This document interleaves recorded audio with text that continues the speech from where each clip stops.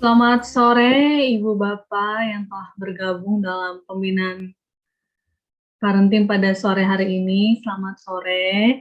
Buat Ibu Bapak yang bisa menyalakan kamera, boleh menyalakan kameranya supaya kita bisa saling menyapa satu dengan yang lain. Selamat sore Ibu Julene, selamat sore Ibu Grace, selamat sore Ibu Ivana, Ibu Yunia. Iya, selamat sore. Semoga keadaannya dalam sehat-sehat ya Bu. Amin. Ya, oke baik.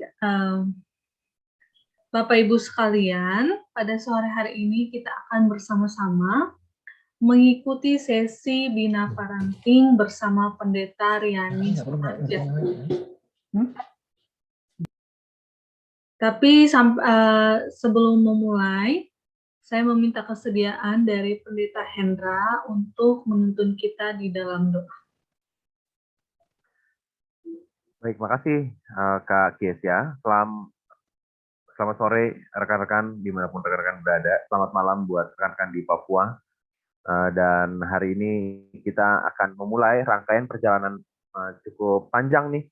Ya, ada 6 sesi sampai dengan nanti di bulan November juga kita masih lanjut untuk beberapa sesi di parenting ini. Dan kami bersama dengan Pendeta Riani mengemasnya untuk bisa membuat Bapak dan Ibu mendapatkan pola parenting yang berbeda dari apa yang mungkin begitu banyak program parenting pada saat ini berkembang. Nah, hari ini kita akan mengalami perjalanan itu dan saya mengajak juga Bapak dan Ibu untuk bisa bukan hanya dalam acara ini Bapak dan Ibu mengikutinya, tetapi juga Bapak dan Ibu bisa mempelajari dalam buku yang juga ditulis oleh Pendeta Riani sendiri tentang materi yang kita akan bawa, dan di dalamnya buku yang mungkin ketika rekan Fani mengirimkan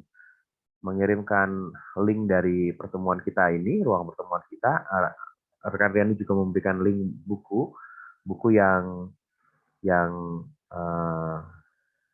ada ini, Bapak dan Ibu.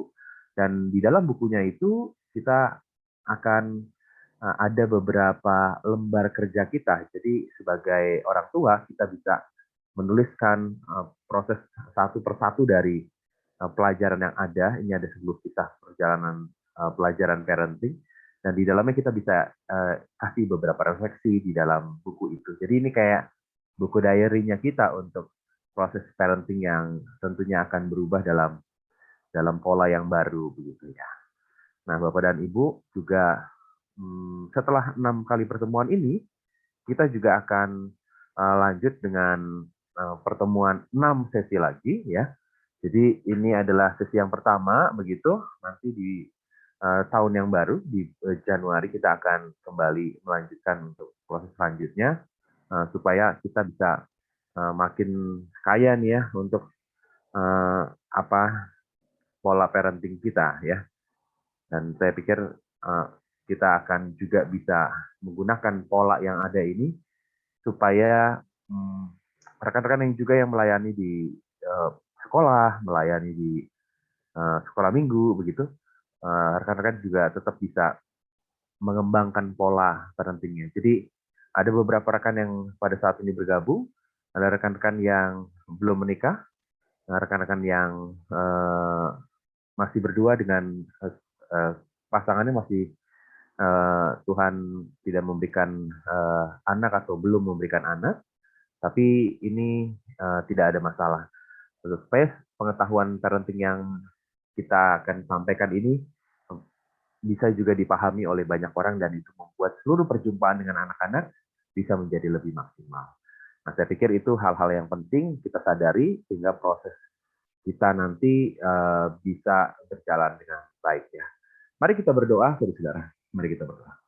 Kami sungguh bersyukur untuk kebaikan Tuhan sehingga kami boleh memulai perjalanan belajar bersama ini agar semuanya boleh berjalan dengan baik. Dan kami berharap agar semua yang boleh Tuhan nyatakan dalam perjalanan belajar bersama ini Kiranya Tuhan memberkati. Pendeta Riani Tuhan berkati, Kiesa yang memimpin sore ini Tuhan juga sertai setiap kami Tuhan, agar dengan kekuatan Roh Kudus kami boleh menemukan apa yang baik. Kami bersyukur dalam Kristus. Amin. Saya Amin. kembalikan ke Kiesa. Terima kasih banyak Pak Hendra sudah menuntun kita dalam doa pembuka. Bapak Ibu sekalian, sekarang Pendeta Riani telah bersama-sama dengan kita. Dan pada sesi kali ini kita akan berbicara tentang bahasa cinta dan bahasa perasaan. Nah, seperti apa itu? Kepada Pendeta Riani saya persilakan. Oke. Selamat sore, saudara-saudara. Senang bisa bersama-sama bertemu di parenting, karena banyak orang itu rasanya natural aja ya, alami aja. Saya jadi orang tua juga, orang tua saya bisa sendiri kok, nggak pakai sekolah, nggak pakai belajar gitu ya. Dulu saya pikir juga begitu, saudara-saudara. Nah, sebelum kita mulai, ini kan pembukaan pertama, saya perlu mengenal saudara-saudara nih, walaupun memang tidak mudah ya untuk mengenal orang-orang di webinar, tapi ada baiknya kita saling mengenal dengan cara menggunakan chat gitu ya. Jadi saya berharap teman-teman, Bapak Ibu bisa mencat saya atau sebetulnya bukan japri ya, everyone aja. Silahkan tolong ditulis Bapak Ibu namanya siapa, lalu anaknya umur berapa gitu, supaya saya tahu saya ngomong sama umur berapa nih gitu ya.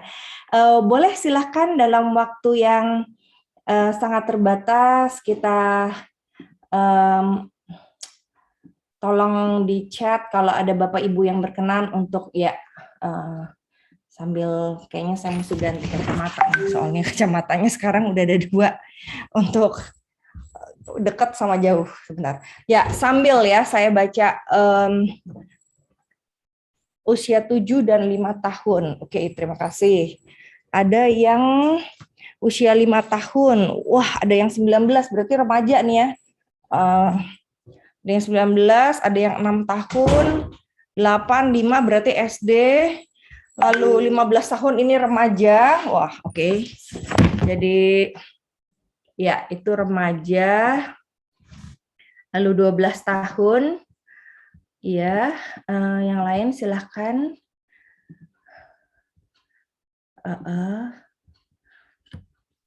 Ya, ada yang 12, 16, wah berarti ini ada yang remaja, ada yang ini ya saudara, ada yang remaja, ada yang TK, ada yang SD. Oke.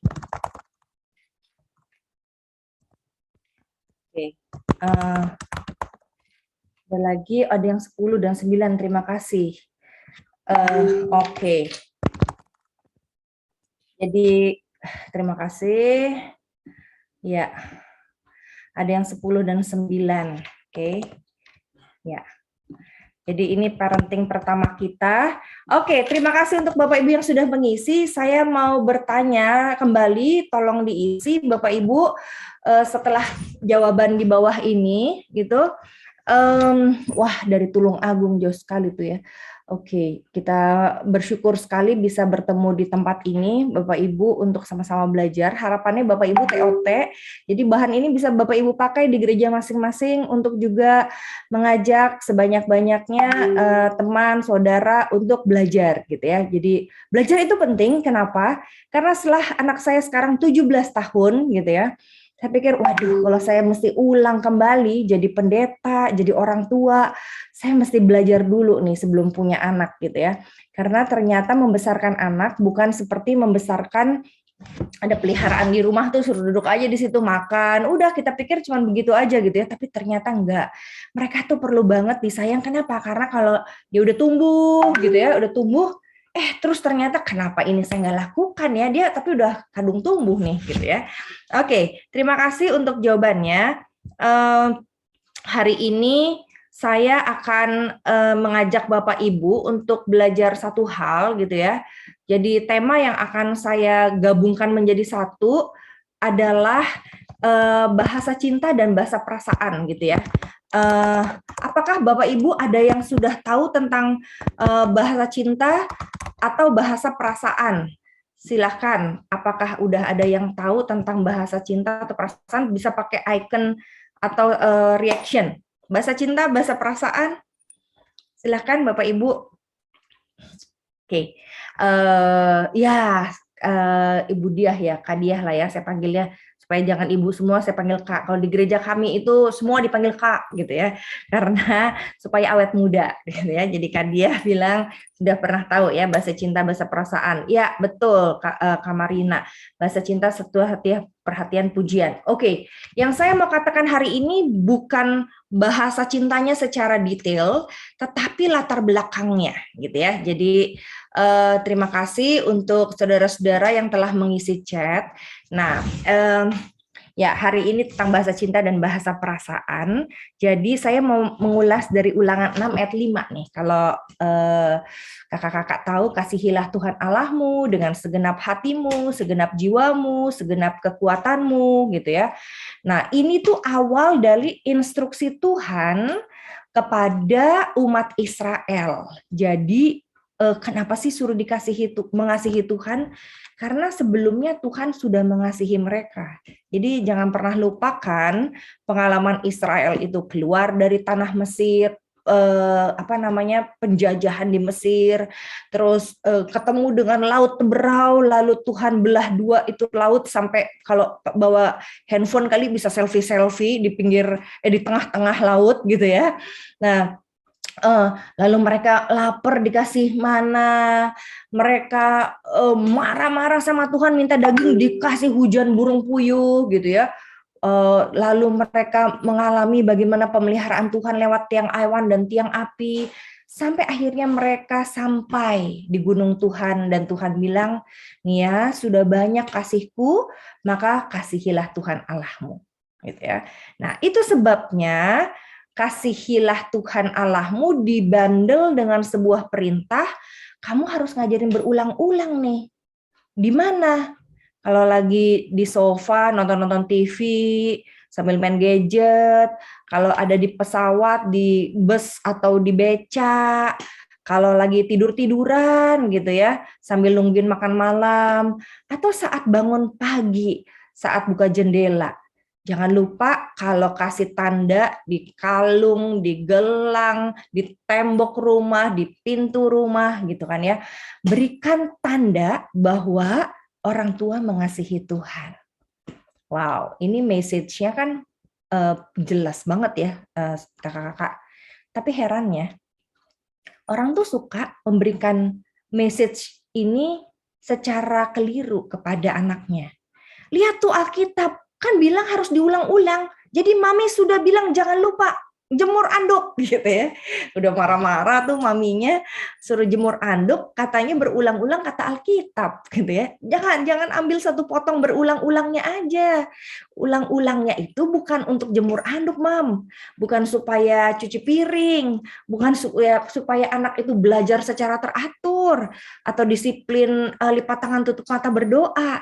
Tetapi diulang-ulangnya itu kasihnya papa mama terhadap Tuhan. Nah, gampang nggak tuh ya? Jadi mengajarkan berulang-ulang tuh kasihnya kepada kepada Tuhan. Nah, gimana sih konsepnya? Jadi Gary Chapman, saudara-saudara bilang bahwa setiap kita ini punya yang namanya tabung cinta. Bapak Ibu punya, kakak-kakak punya, saya juga punya tabung cinta. Kosong rasanya ya kalau kita kehilangan cinta. Nggak tahu Bapak Ibu pernah rasa nggak ya, menikah tuh kayaknya hatinya tetap kosong gitu ya. Aduh, kayaknya kok saya tetap butuh cinta ya. Memang betul, setiap orang butuh cinta. Itu sebabnya gelas atau tabung cinta kita bisa kosong. Nah, siapa yang ngisi? Sejak lahir sebetulnya ngisi Tuhan. Seperti bangsa Israel, nggak akan bisa setia pada Allah Yahweh kalau mereka tidak diisi gelas cintanya dengan kasih Tuhan yang besar, gitu ya. Jadi pertama, bangsa Israel sudah disayang Tuhan, maka sayang kepada Tuhan terjadi jika sayang Tuhan itu berlimpah buat kita. Kalau lihat gelas ini, dituangnya dari Tuhan, dari atas kan? Dari atas. Jadi jangan harap anak kita sayang kita duluan. Orang Tuhan sayang orang tua, lalu kalau sudah diisi gelasnya, maka orang tua sayang kepada Tuhan, sayang ke atas. Akan sama banyaknya nggak? Nggak akan sama banyak. Orang tua sayang ke anak, lalu anak sayang ke orang tua, akan sama banyak nggak? Belum tentu bisa sama banyak, kecuali orang tuanya nggak sayang, anaknya dapat sayang dari Tuhan nanti gelasnya. Tetap gitu ya. Tapi prinsipnya adalah sayang Tuhannya banyak ke gelas kita, lalu kita bisa tuang ke anak kita. Terbayangkah kalau Bapak Ibu, saudara-saudara, kakak-kakak belum keisi gelas cintanya, akan jadi orang yang haus cinta. Udah menikah tetap haus cinta, mencari cinta. Kenapa? Karena saya kosong gelas cintanya. Nah, ini prinsip cinta. Jadi makanya Tuhan yang isi sampai tumpah gitu ya. Nah, itu sebabnya tidak ada satu anak pun yang bisa sayang kepada Tuhan kalau dia tidak mengalami cinta Tuhan. Itu sebabnya Cherry Fuller membuat istilah jendela spiritualitas. Maksudnya apa? Jendela ini adalah pintu masuk gitu ya. Jendela itu lebih halus lah ya. Pintu masuk untuk Tuhan masuk ke dalam hidup dan hati anak, jendela gitu ya.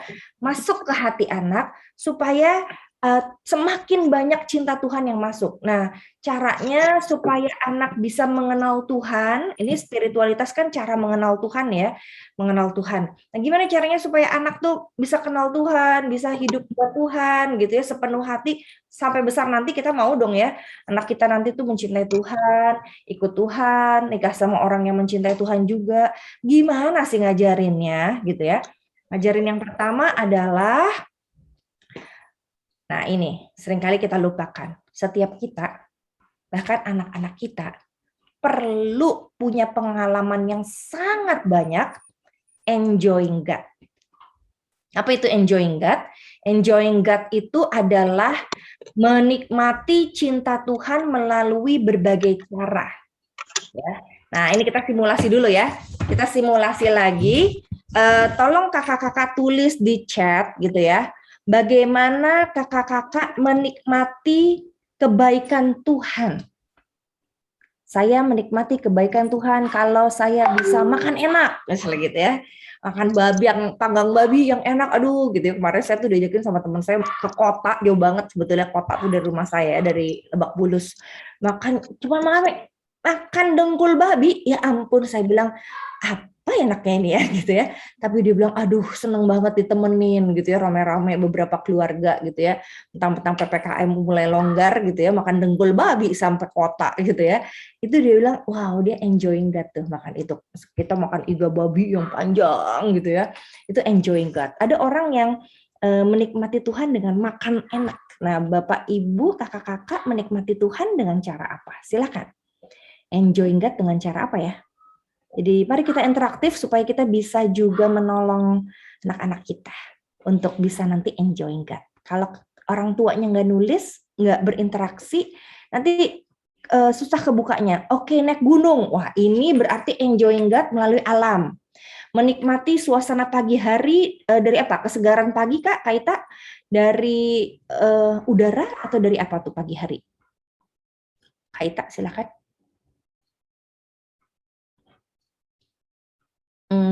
Melihat pemandangan. Oh ya, oke. Kalau melihat pemandangan itu berarti enjoying God melalui alam. Kalau dengar lagu, enjoying God melalui sensing.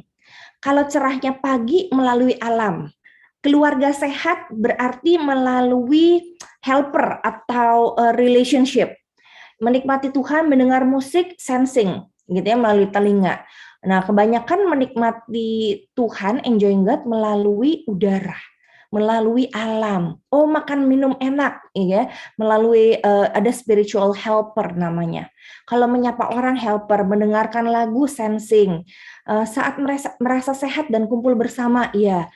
Saat membaca, oh ini spiritualitas intelektual, ya. Jadi itu spiritualitas itu teori dari Gary Thomas gitu ya, bahwa setiap kita enjoying God dengan cara-cara yang berbeda.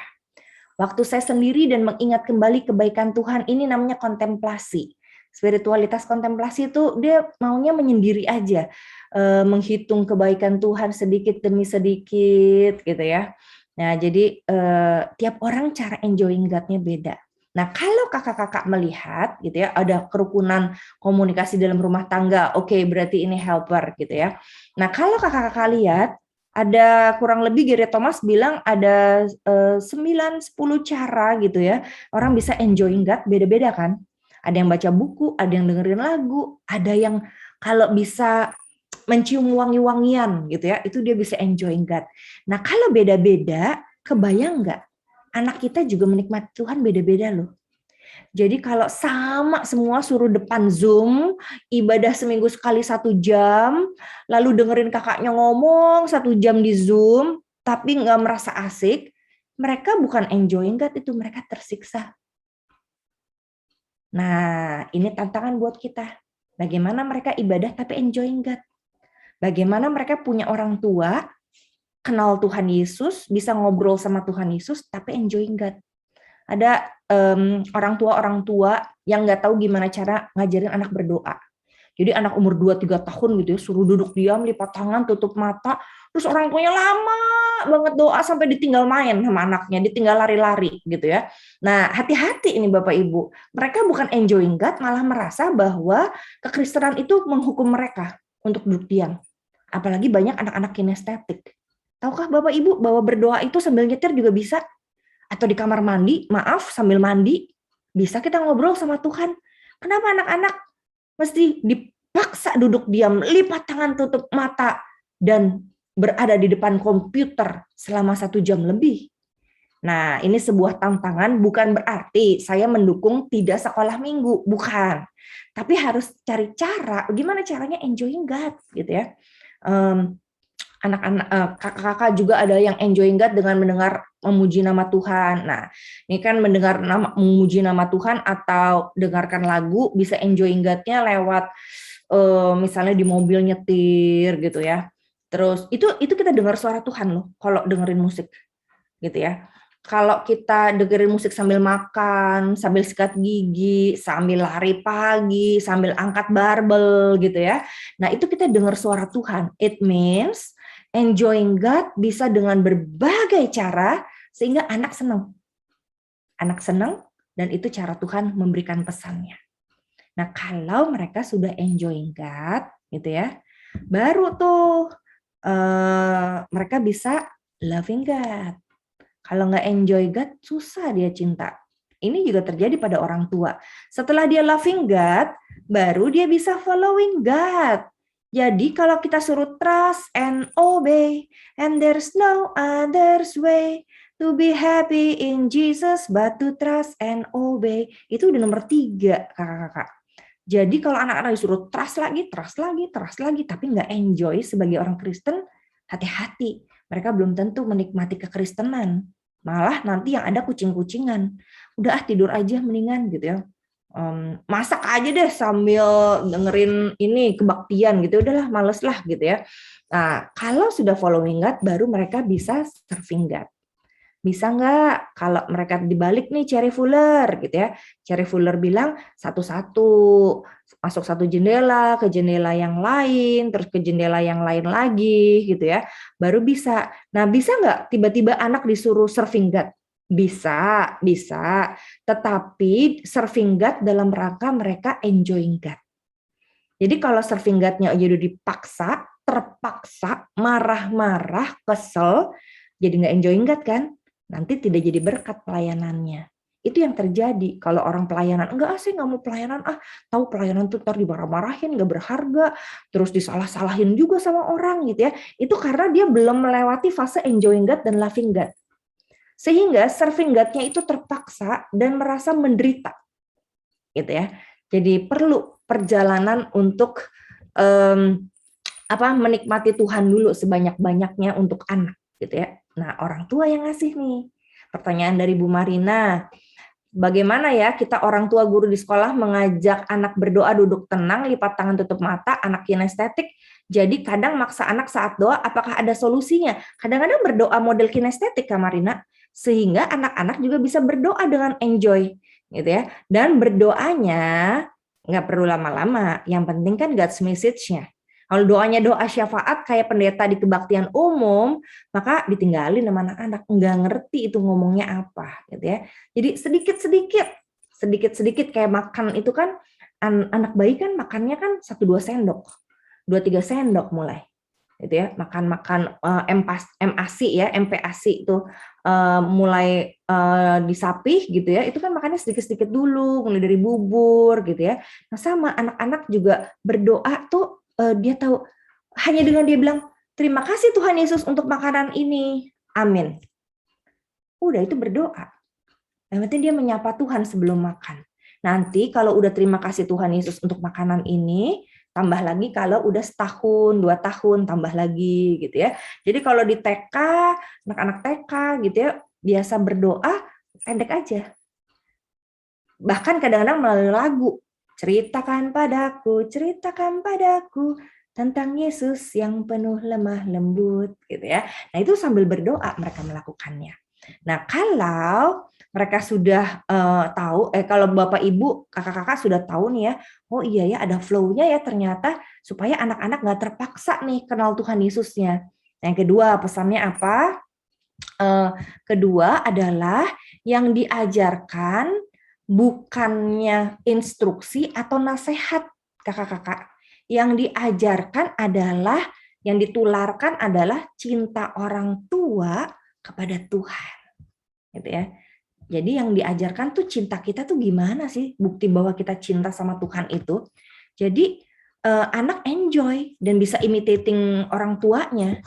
Kalau anak disuruh-suruh terus, mereka akan sangat terpaksa dan menurut mereka ini kayak sebuah perintah, sebuah sekolah militer gitu ya, karena mereka harus melakukan sesuatu secara kewajiban. Tapi kalau dia lihat orang tuanya seneng ya pelayanan, seneng ya mama saya nyanyi di kamar mandi, saya juga gitu ya. Nah jadi enjoying God tuh seperti itu, jadi imitating ya. Nah yang ketiga, orang tua berulang-ulang mengajarkan cara-caranya mencintai Tuhan. Bukan mengajarkan cara yang seharusnya anak mencintai Tuhan. Cara-cara yang kreatif lah gitu ya. Kita akan mencoba berdiskusi nih ya. Kita diskusi bagaimana cara-cara orang tua kita mencintai kita. Oke, itu ya. Jadi cara Tuhan mencintai kita itu kan banyak caranya. Kita mencintai orang tua juga banyak caranya. Tuhan mencintai kita banyak cara. Cara saya mencintai Tuhan juga banyak cara. Aduh terlalu pusing nanti gimana caranya mencintai Tuhan Kak, nggak tahu deh pokoknya. Sekarang kita mau coba. Pintu masuknya adalah bagaimana cara saya menikmati cinta orang tua saya. Oke? Aku minta Kak admin untuk membagi teman-teman parents itu dalam kelompok bertiga-tiga. Dalam waktu 10 menit, tolong kakak-kakak bercerita bagaimana cara orang tua yang dinikmati oleh kakak-kakak mencintai kakak-kakak dulu. Dulu waktu kecil, saya tuh seneng banget gitu ya kalau papa saya tuh ajak kita makan sama-sama sambil ketawa-ketawa, makan keluarga berlima gitu ya, dulu waktu kecil-kecil TK SD gitu ya, di sebuah restoran, kita makan sepuasnya, apa yang kita mau boleh kita makan gitu ya. Itu cara orang tua saya menyenangkan kami. Itu papa saya. Kalau mama saya cara menyenangkannya, kalau saya pengen beli sesuatu sampai merengek-rengek, nanti dikasih lama-lama sama dia gitu ya. Itu cara dia menyayangi saya gitu ya. Ada 2 cara nih. Nah, kakak-kakak tolong bertiga-tiga ngobrol, sebutkan 3 cara orang tua saya mengasihi saya atau mencintai saya yang saya nikmatin gitu ya. Nanti habis itu kita balik nih gitu ya. Silakan. Apakah Bu admin bisa random? Iya. Baik Bapak Ibu, saya akan bagi dalam 17 room. Di dalam room itu ada 16 room. Di dalam room itu ada 3 sampai 4 orang. Oke, terima kasih. Silakan ya, cara-cara orang tua kita menyayangi kita sehingga kita bisa menikmatinya. Dulu, 3. Silakan. Ya. Silakan bergabung Bapak Ibu.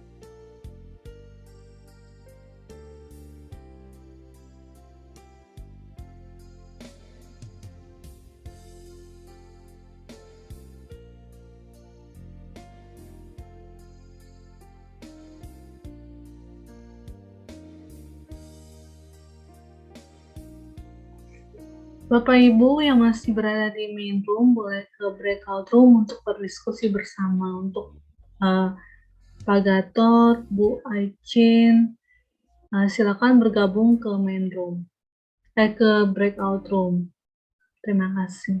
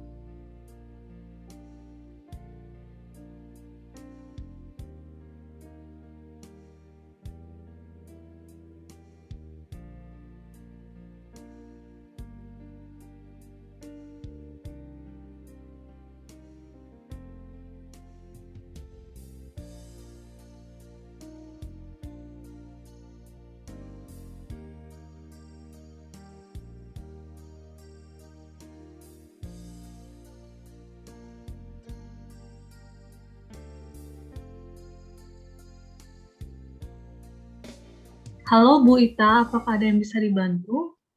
Sudah selesai, saya sama Bu Louis sudah selesai jadi live room Oh ya, gitu baik. ya. Nanti ditunggu di main room ya Bu. Ya, terima kasih. Ya Bu.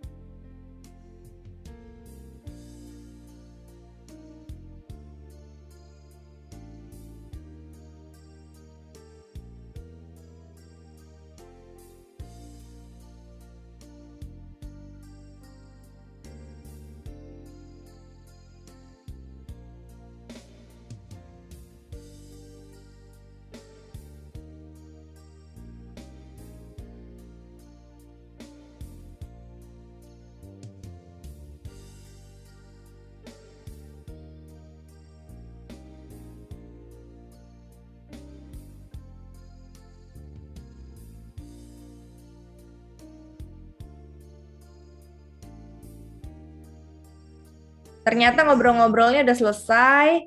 Oke, kita akan lanjutkan ya kakak-kakak. Ini kita tarik aja semua. Iya, sudah Bu. Ada pertanyaan dari ngobrol-ngobrol tadi atau sudah mulai kelihatan cara-caranya berbeda, kakak-kakak? Cara-cara tiap orang dicintai oleh orang tuanya beda-beda ya ternyata. Nggak sama satu dengan yang lain. Jadi kita bisa lihat kekayaan cara Tuhan mencintai kita tuh beda-beda gitu ya. Jadi sebetulnya enak enggaknya parenting kita kalau banyak yang nanya nih. Jadi kakak-kakak please kalau mau nanya catat-catat atau langsung ngechat juga nggak apa-apa gitu ya. Karena itu akan menjadi lebih hidup pertanyaan kita berkaitan dengan kehidupan kita sehari-hari gitu ya. Ada pertanyaan Bu di ruang chat. Oke, kita akan jawab pertanyaan dulu ya. Oke. Dari Louis Yunike Bu. Tunggu. Oh iya. Kak Lois Yunike, ketika saya sendiri dan mengingat kembali kebaikan Tuhan, gitu ya. Itu enjoying God, Kak Keisa. Kak Lois. Ada pertanyaan baru mungkin tadi di breakout room sempat dan baca atau tanya Bu. Ya, silakan Kak. Bagaimana jika orang tua pernah memiliki riwayat pengasuhan yang keras, KDRT semasa kecil, karena biasanya kalau seperti itu berulang ketika mereka berkeluarga? Ya, itu nanti kita masuk dalam topik pelecehan pada anak ya. Tunggu tanggal mainnya, senang sekali ditanya seperti itu karena relevan banget buat parenting kita, Kak. Jadi nanti kita akan bicarakan itu secara khusus supaya kita bisa lebih mendalam gitu ya. Terima kasih untuk pertanyaannya. KDRT memang tidak mudah, pasti akan ada dampaknya hari ini buat saya sebagai orang tua atau buat cara saya nanti mengasuh anak saya. Jadi perlu kita segera putus gitu ya. Nah, putusnya gimana nanti kita obrolin gitu ya. Jadi bisa kita perlu bereskan KDRT itu dalam perjalanan parenting kita. Saya mau teruskan ya kakak-kakak. Tadi sudah agak berkenalan. Tujuannya kita saling berkenalan nih. Karena kalau kita ketemu terus tapi kita nggak berkenalan kan juga kita diem-dieman gitu ya. Tadi udah mulai keluar suara, cara-cara orang tua kita mencintai kita beda-beda. Itu cara Tuhan mencintai kita lewat orang tua. Kebayangkan anak-anak kita juga perlu cara kita mencintai. Nggak bisa kita paksakan, saya tuh sudah kasih anak uang gitu ya. Saya sering kasih ilustrasi, ini ada seorang remaja usia 17 tahun, saya tanyakan sama dia, kamu tuh orang tuanya sayang nggak sama kamu?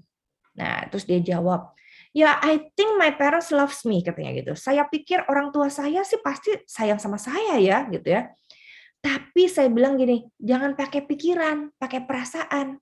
Coba rasakan orang tuamu sayang nggak sama kamu gitu ya. Do you feel that your parents loves you? Dan jawabannya segera dia jawab sambil dia lihat ke atas ya, no, I don't feel it. Jadi cinta itu pakai perasaan, bukan pakai pikiran. Kalau nggak dirasa, berarti belum masuk tuh gelas cintanya, belum keisi air.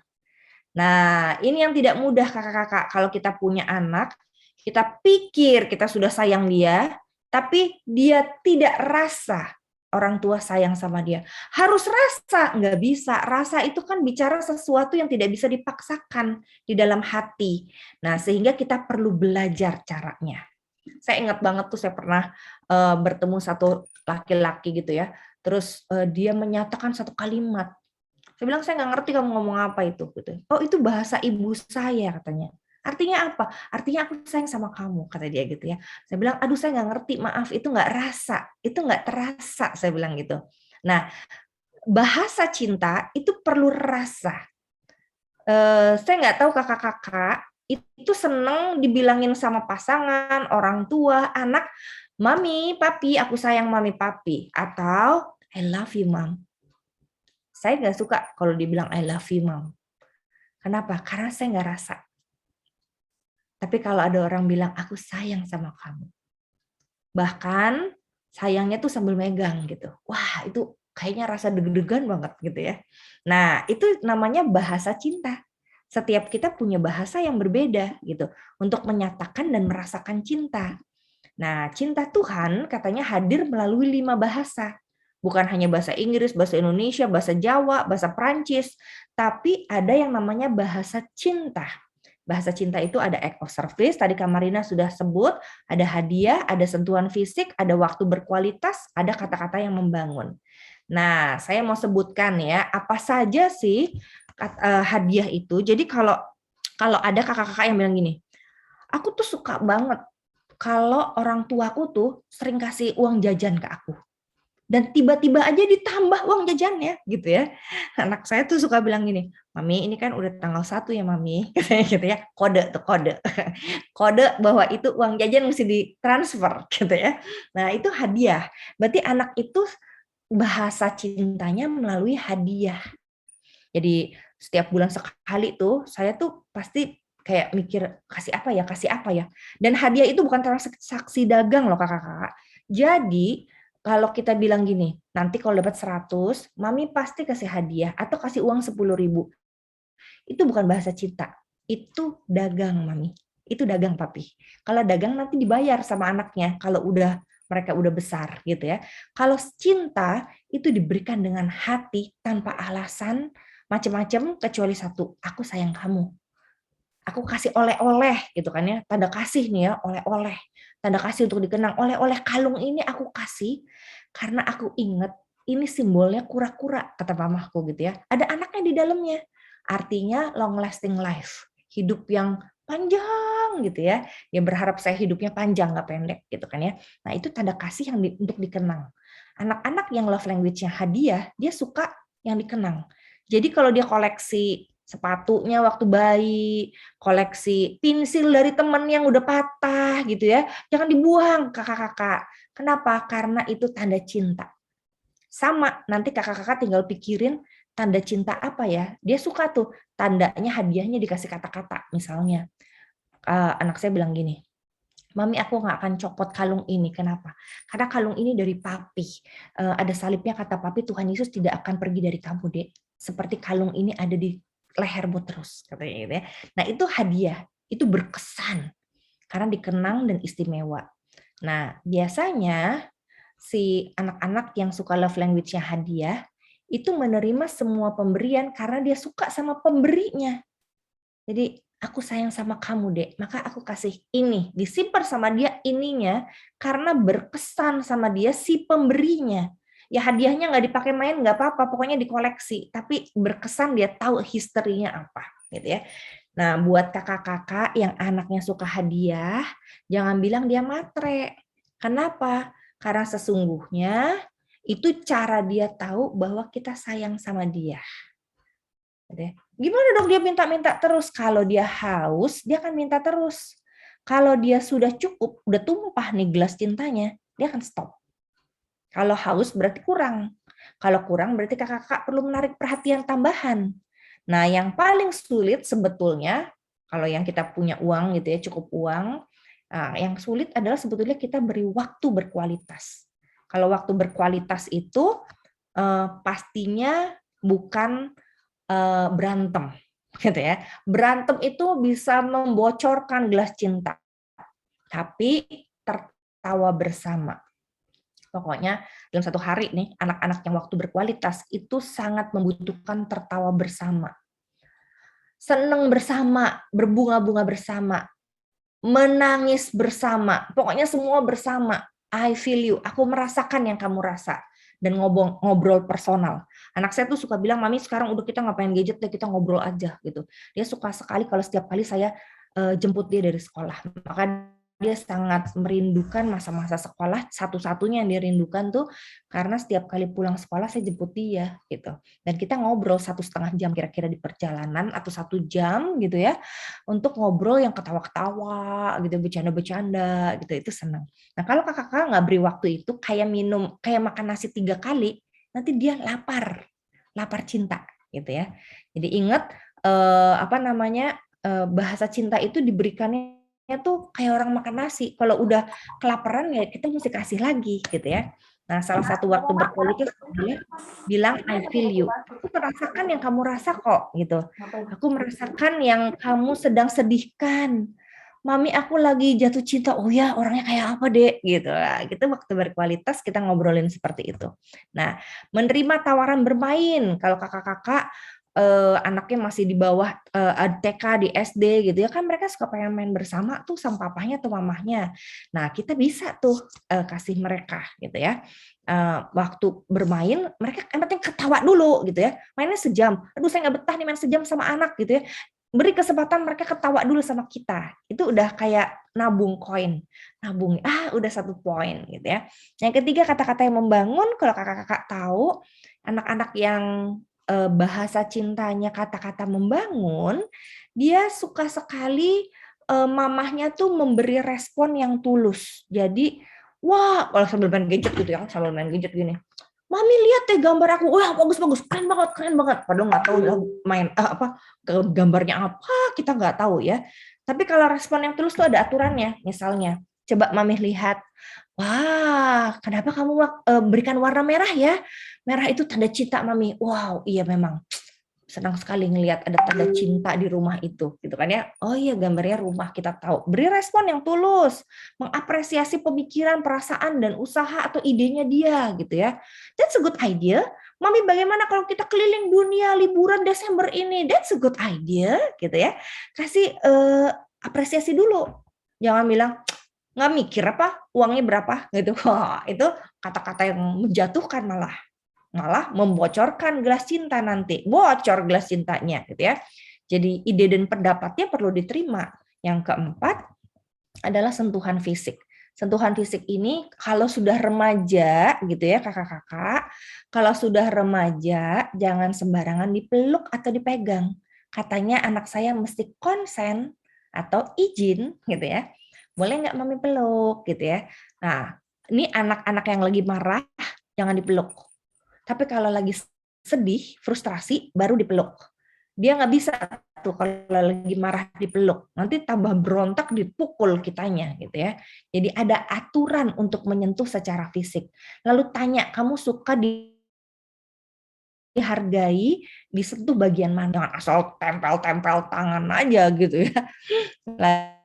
Lalu memberi barang yang lembut dan dapat disentuh, senang banget dipeluk-peluk sama dia, spray yang diganti terus jadi harum gitu ya, bantal yang nyaman, bulu angsa kali ya, terus udah gitu apa tuh namanya selimut yang nyaman gitu ya, itu sentuhan fisik. Lalu dia suka menerima sentuhan atau dia suka kalau dia dibolehin nyentuh kita atau memeluk kita. Nah, ini hati-hati. Orang tua yang jarang memeluk anak, dia akan segera cari pacar untuk minta dipeluk-peluk. Biarin aja deh dipeluk seperti apa. Pokoknya aku kasih deh badanku nih gitu ya. Kenapa? Karena tidak dipuaskan oleh keluarga. Gitu ya. Nah, jadi akhirnya cari yang lain deh gitu ya. Nah, yang kelima, aku males nih, aku haus, gitu ya, ambilin gitu ya. Manja nggak? Dia nggak akan manja sampai dia puas. Jadi perlu puas dulu gitu ya. Lalu kita menyiapkan snack kesukaan, menyambut permintaan tolongnya, mami tolong dong gitu ya. Oke, aku tolongin gitu ya. Terima kasih gitu ya. Perlu dicontohkan, bukan diperintahkan. Nah, ini tentang bahasa cinta. Dari sini kakak-kakak ada pertanyaan dulu apa enggak? Kita masuk lagi dalam grup gitu ya. 7 menit sekarang. 7 menit kira-kira kakak-kakak suka atau kakak-kakak love language-nya apa? Lalu di-rename gitu ya. Di-rename itu kalau kakak-kakak lihat ada titik 3 di kanan kita. Jadi kayak Riani S tulisannya gitu ya. Nanti Riani S apa? Misalnya sentuhan atau pelayanan gitu ya. Nah, silahkan ditulis tapi sambil ngobrolin gitu ya. Oke, ada pertanyaan nih dari Kak Juwana ya. Bagaimana mengenali bahasa kasih anak-anak 7 tahun? Kan masih banyak maunya, betul. 1 sampai 7 tahun dikasih semua, Kak. Sehingga nanti setelah 7 tahun mereka akan bilang ke papa mamanya, aku suka loh waktu aku umur 4 tahun diginiin sama papa mama. Ya, nanti dia akan ngomong. Jadi kakak-kakak perlu kasih semua memang supaya mereka puas. Kalau udah puas, mereka akan prefer atau memilih yang mana untuk mereka. Sehingga akhirnya mereka bisa punya kesan yang indah terhadap orang tuanya. Karena orang tuanya sudah memberikan secara tumpah 5 love language-nya itu. Jadi kalau mereka tidak diberikan 5-5-nya, tapi ternyata misalnya gini, mereka nggak pernah disentuh kan, terus akhirnya love language mereka adalah sentuhan.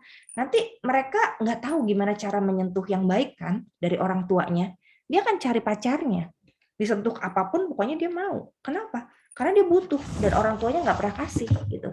Nah jadi di 7 tahun pertama kasih dulu semuanya. Kalau belum dikasih sampai 10 ditambahin, kasih semuanya, nanti dia akan bilang, merespon, mami aku suka deh kemarin waktu mami temenin aku bikin PR. Nah itu quality time gitu ya. Mami aku suka deh waktu papih itu kemarin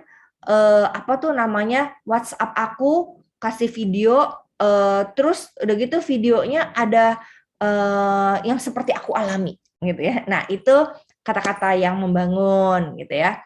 Nah, jadi oke, supaya nggak lupa kakak-kakak dalam diskusi, aku kasih 5-5-nya ya. Oke, yang terakhir itu tadi ada menerima setiap pelayanannya. Jadi kalau dilayani sama anak, walaupun tumpah, nggak apa-apa, diterima aja kakak-kakak. Karena itu cara dia mereply. Kalau dia belum mereply, nah ini, berapa banyak gelas cintanya, sampai penuh. Kalau dia belum bisa reply ke kita, jangan dimarahin. Berarti belum penuh. Nah, kalau sampai udah penuh gitu ya, umur 7-10 tahun udah penuh, dia akan tunjukin cara dia. Misalnya tiba-tiba kasih surat cinta. Itu berarti words of encouragement atau kata-kata yang membangun. Dia sudah bisa reply, sudah bisa balas cinta orang tuanya. Nah, apa saja gitu ya? Mari kita lihat apa saja sih sampai tumpah, mesti sampai tumpah nih ya cintanya. Sebentar saya cari dulu tadi mana ya. Ini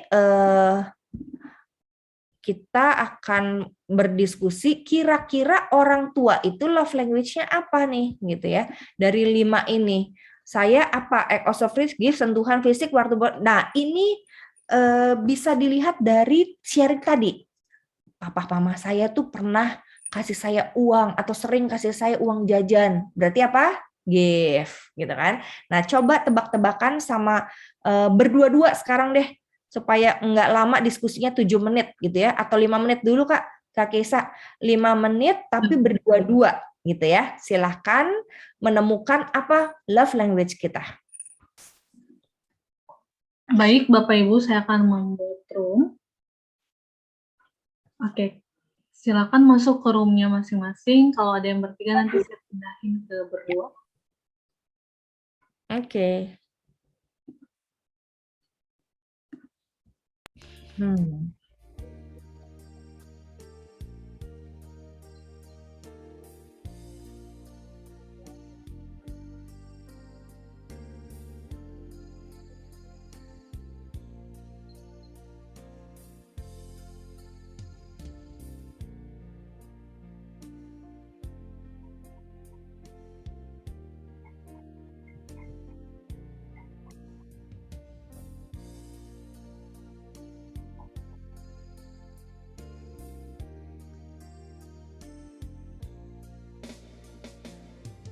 Kamu love language-nya apa, Keisha? Ini ada yang belum nih masuk?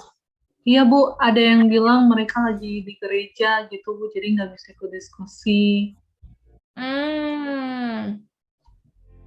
Tadi sebelum breakout room, ada yang tiba-tiba ngechat, Bu. Nanya soal love language yang di bagian hadiah itu. Katanya bagaimana dengan reward dan punishment. Kalau dapat nilai bagus, baru dikasih hadiah gitu. Reward dan punishment ya. Iya ya, di atas ya. Iya, dari Kamarina, Bu. Oh ya. Ya itu bukan tadi. Tadi aku udah jawab sebetulnya itu bukan love language. Itu transaksi dengan anak gitu ya. Nanti kalau udah besar anaknya bikin reward punishment juga buat orang tuanya. Itu yang akan terjadi nanti. Makanya kita perlu hati-hati dengan reward dan punishment. Kalau Kak Keisha apa love language-nya? Kalau saya lebih ke words of affirmation, Bu. Affirmation ya. Jadi suka ngobrol ya. Iya, dan selain itu saya lebih semangat kalau dikasih kata-kata yang menguatkan gitu sih, Bu. Oh, oke. Sebelum kita masuk ke bahasa perasaan, tadi apakah kakak sudah mengetahui bahasa cinta kakak-kakak? Udah ya? Sudah, Bu. Ada Yang mau tulisannya. ditanyakan, Bu, Ya, itu dengan memberi hadiah tadi ya, katanya ya berikan sebanyak-banyaknya gitu. Tapi bagaimana dengan reward and punishment gitu ya? Karena kan kalau itu kan biasanya supaya berperilaku baik, berperilaku tertib. Maka misalnya kalau kamu mengerjakan PR dulu, baru boleh pegang handphone atau main tab sebentar. Tapi kalau kamu belum selesai enggak, terus atau misalnya kalau kamu nilainya bagus, nanti mami kasih 10.000 gitu. Nah, itu bagaimana Bu dengan yang kata Ibu, ya berikan sebanyak-banyaknya dulu supaya nanti kalau tumpah dia pun akan mengerti gitu. Ya. Jadi kakak-kakak, kalau bahasa cinta itu bukan berdasarkan syarat. Kalau tadi reward and punishment, itu kan ada syaratnya kan? Sehingga nanti anak-anak merasa bahwa cinta itu bersyarat. Kalau begini maka begitu. Kita balik aja deh ke bagaimana Tuhan Yesus mencintai kita. Nggak pakai syarat kan? Saya nggak dosa dulu, bersih total 100% baru saya selamat. Enggak. Tuhan Yesus bilang dalam keadaan kamu berdosa, aku mencintai kamu. Sehingga dalam hal ini, dalam hal jadi gini, parenting itu ada banyak macamnya kan ya kakak-kakak. Jadi parenting yang saya terapkan dan saya bagikan adalah bagaimana kita tidak menggunakan hukuman sebagai cara untuk mendidik anak. Kenapa? Karena Tuhan Yesus sudah tidak juga menghukum kita kan. Dia mencintai kita tanpa syarat. Gitu ya. Lalu nanti anaknya manja dong, enggak manja, makanya kita belajar parenting. Bagaimana caranya supaya nanti anak enggak manja? Ada caranya, gitu ya. Ya Bu, satu lagi Bu, tapi ada kasus ini kasus orang tua itu dia merasa waktu kecil tuh dia selalu dipukul oleh orang tuanya. Maka dia berjanji dengan suaminya sepakat bahwa kita tidak akan memukul anak. Nah, ini dia punya 3 anak, laki-laki semua, dan anak ini jarang sekali dipukul, tapi kelakuannya jadi seenaknya sendiri. Begitu ada tugas, nulis-nulis banyak, langsung mogok. Hampir semua anaknya begitu, Bu. Nah, itu bagaimana ya kita sebagai guru tuh mensiasati, karena dia bilangnya kita mah nggak marahin dan nggak mukul gitu. Ya. Nah, terus ada juga orang tua yang bilang, saya sama mama papa dulu juga dipukul, nggak apa-apa tuh. Jadi dia menerapkan ke anaknya. Padahal saya bilang, zaman sekarang mah kan nggak boleh seperti itu, dikasih tahu aja, ya nggak bisa gitu. Kadang-kadang tuh jadi ribut. Ya. Kita akan masuk dalam sesi nanti pendidikan non postkolonial. Itu saya akan menjawab di situ. Tapi singkatnya saya mau katakan bahwa setiap orang memang bisa punya parenting yang berbeda-beda, Kak, gitu ya. Dan kita nggak bisa menyalahkan satu dengan yang lain. Yang ada nanti hasil dari parenting kita akan kita rasakan seperti apa hasilnya. Nah, kalau hasilnya itu ternyata membuat anak berontak, ya itu udah hasil, itu konsekuensinya. Setiap parenting itu ada konsekuensinya. Jadi kita lakukan ini, nanti anak begitu. Kita lakukan begitu, anak begini, gitu ya. Tapi untunglah tidak hanya parenting itu bicara tentang punishment and reward. Kalau di dunia ini hanya ada punishment dan reward, satu-satunya cara digebuk supaya anaknya ngikut kita, gitu ya. Nah, itu sebabnya kita belajar parenting sekarang. Saya nggak menggunakan metode punishment and reward, tapi berharap anaknya mau dengar, anaknya mau ikut, anaknya mau berpikir, anaknya mau bertanggung jawab. Gimana caranya? Nanti pelan-pelan tuh kita belajar itu satu-satu gitu ya. Jadi nanti aku udah catat gitu ya gimana caranya. Nanti aku katakan itu, dan kita nggak bisa nasehatin orang tua lain yang nggak ikut parenting. Karena dia nggak tahu konsep parentingnya gitu. Dia cuma taunya, oh saya disalahin. Emang kamu lebih baik dari saya gitu kan ya. Nah jadi biarkanlah mereka yang tidak belajar mengurus parentingnya sendiri, tapi kita yang belajar, kita tahu caranya. Sehingga akhirnya at least di dalam kita mendidik anak dan kita mengajar sekolah minggu, kita gunakan model ini. Gitu kan. Ya, sama-sama. Ada lagi? Silakan kakak-kakak. Iya. Boleh saya, Bu? Ya, gimana? Saya Dia. Ya, Kak Dia, gimana? Terima kasih. Saya kan pernah ikut ada tes gitu untuk tahu bahasa kasih. Nah, saya ada 2 itu kayaknya yang dominan banget gitu ya. Lalu saya sering baca-baca ya, terus kemudian ada webinar seperti ini. Jadi semakin menambah saya gitu loh. Semakin saya tahu banyak, ternyata banyak sekali detailnya gitu yang perlu dipelajari dari bahasa kasih. Nah, saya yang belum dapat penjelasan itu mengenai bahasa kasih ini, apakah tadi kan dikatakan bisa meluber, terus dia bisa mereply gitu ya, anaknya atau manusia gitu. Lalu apakah seiring usia itu dia bisa berubah atau bertambah gitu? Oke, bahasa cinta bisa berubah atau enggak gitu ya? Atau bertambah, iya. Ya, oke. Jadi awalnya Bu, Kak Diah, itu awalnya bahasa cinta itu bagaikan orang yang menuang air, gitu kan ya. Nah, waktu dia tuang airnya itu ke anaknya, dia nggak tahu nih anaknya tuh sukanya apa ya, yang bikin dia rasa disayang tuh apa sampai tumpah. Maka kita kasih 5-5-nya nih, menurut Gary Chapman ini 5-5-nya hasil survei, dikasih aja dulu semua. Sampai apa? Sampai mereka bisa bilang, Mami, aku suka dipeluk. Itu berarti pelukan, gitu ya. Jadi kakak-kakak tadi sudah diskusikan, bahasa cintanya udah ada, gitu ya. Nah, masalahnya kan anak-anak belum tentu sama kita. Nah, dan kebanyakan kita memberikan cinta kepada anak dengan bahasa kita. Ya dong, saya nggak mungkin ngomong bahasa Prancis ke anak saya. Bahasa saya bahasa Indonesia. Tapi anak saya marah-marah ke saya bisa pakai bahasa Inggris karena pernah sekolah dalam bahasa Inggris. Nah, supaya saya nyambung sama dia, saya mesti ngomong bahasa Inggris nih, sedikit-sedikit ke dia. Nah, ini kan mesti nyambung nih. Maka kita mesti cari tahu bahasa cinta anak kita. Bisa berubah nggak bahasa cinta anak kita? Begini, berubah itu maksudnya bisa jadi pertama berubah karena memang awalnya nggak pernah dikasih. Jadi dia nggak tahu bahasa cintanya itu. Misalnya ada bapak yang nggak pernah cium peluk anak laki-lakinya waktu kecil. Ya nggak umur 17 tahun lah ya. Waktu dia kecil. Kenapa anak laki-laki nanti dia perilaku seksual mau nyimpang lagi dicium-cium sama bapaknya. Kita pikirnya gitu kan. Tapi ternyata dia butuh loh. Bukan hanya pelukan, ciuman dari bapaknya, tapi juga tepuk-tepukan di dada, gitu, di punggung gitu ya. Good job gitu ya. Nah akhirnya dia nggak tahu itu yang dia perlukan. Sehingga dia mintanya apa? Bapaknya bilang gini, Papa sayang sama kamu, makanya nih, Papa kasih jajan, Papa kerja cari duit buat kamu. Jadi otak dia taunya, oh sayang itu pakai uang. Maka dia minta uang terus nih ke bapaknya. Ternyata dia minta uang nggak puas-puas. Kenapa? Karena nggak pernah tumpah cintanya. Kenapa? Karena yang dia butuh tuh adalah sentuhan cinta, sentuhan fisik. Dan itu tidak diberikan oleh ayahnya.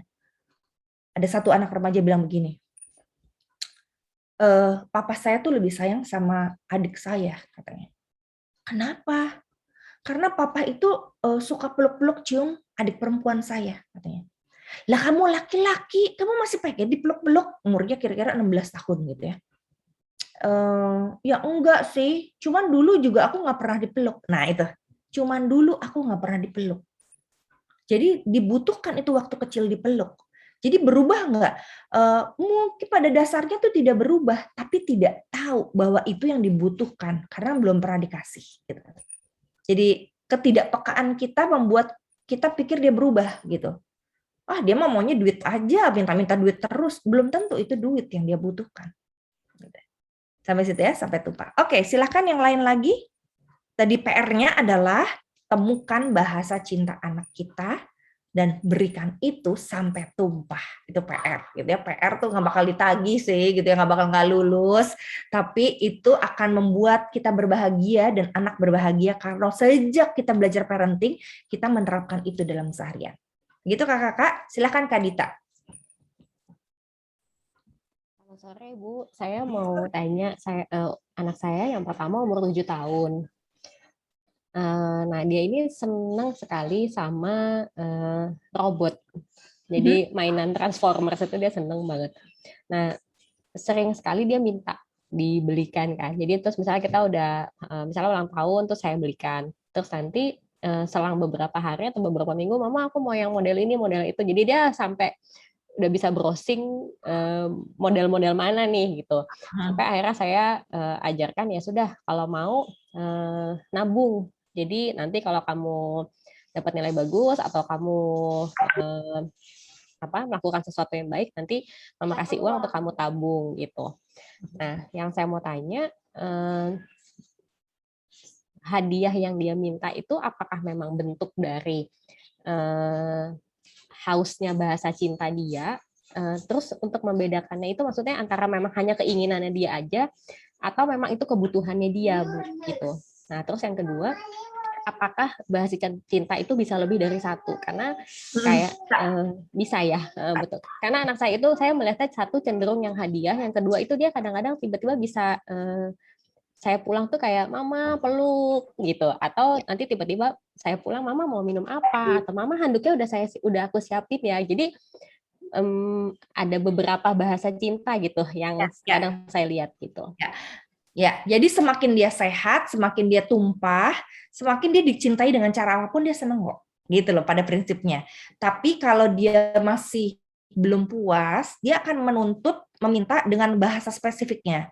Nah, bahasa spesifiknya itu apakah benar kayak tadi robot dia suka give gitu ya, atau enggak? Memang kita mesti coba, anaknya umur berapa ya Kak? 7 tahun. Kita mesti coba dengan berbagai cara dulu. Maksudnya memberikan cinta dengan 5 cara itu. Nah, kalau kita udah kasih 5 cara, ternyata dia tetap lebih ke robot, gitu kan? Biasanya gini, tuh belum dulu. Kita mesti dikasih 5 dulu, dan kita mesti cari tahu nih dia sukanya apa. Kalau menuntut terus nggak kelar-kelar, kayaknya kan pas fokusnya jadi ke robot terus kan, ya.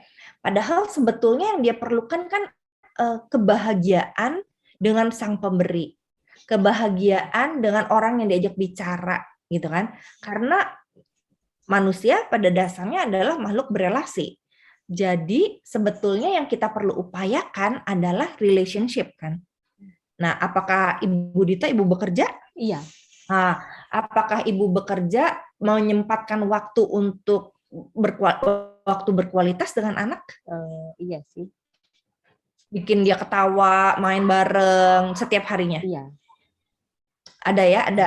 Nah, apakah itu sudah dieksplor sehingga sehingga anak ibu menyukai itu juga gitu?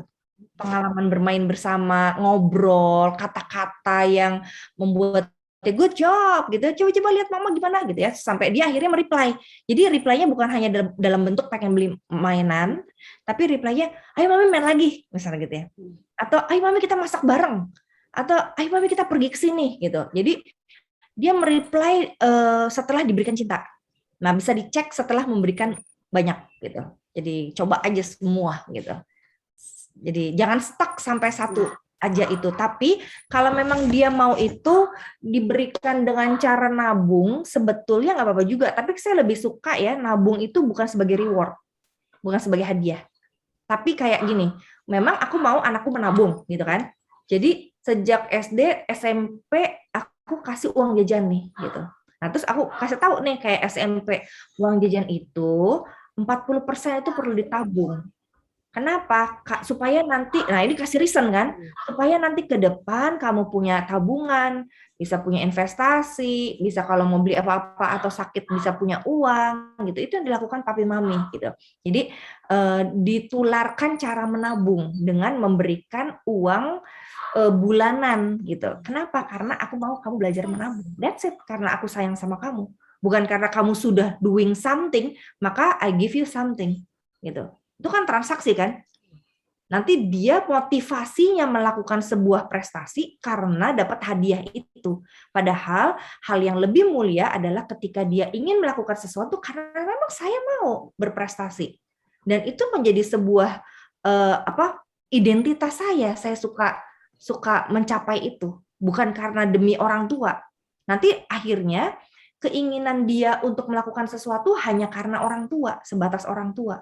Nah, repotnya nanti di masa remaja, dia dia akan memperhitungkan itu. Saya nggak mau hidup menyenangkan orang tua, saya mau senang sendiri. Nanti dia mix up, bingung mana yang perlu menyenangkan orang tua, mana yang perlu memberontak. Jadi guilty feeling-nya cuma sama orang tua.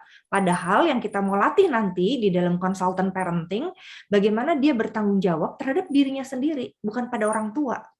Karena dia dong yang menjalankan hidupnya. Gitu. Jadi akhirnya nanti ke planningnya, strateginya ke arah situ. Gitu. Thank you, Kak Dita. Makasih, Ibu. Ya.